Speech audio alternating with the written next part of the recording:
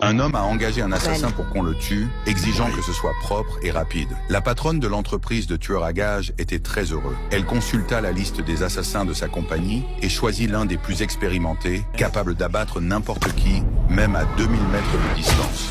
Ce tueur venait tout juste de terminer sa dernière mission lorsqu'il reçut un nouvel ordre de sa supérieure. Mais en voyant la photo de la cible, il refusa le travail parce que l'homme sur la photo n'était pas n'importe qui, c'était un tueur professionnel très célèbre.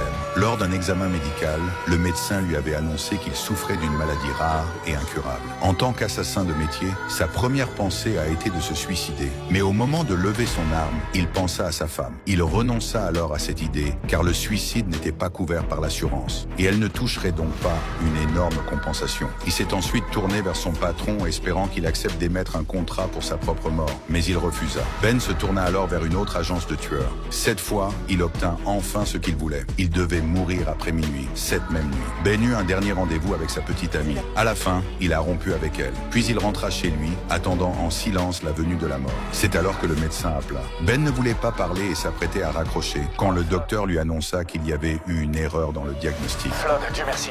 Il y a une erreur. Vous n'avez pas la maladie de Creutzfeldt-Jakob.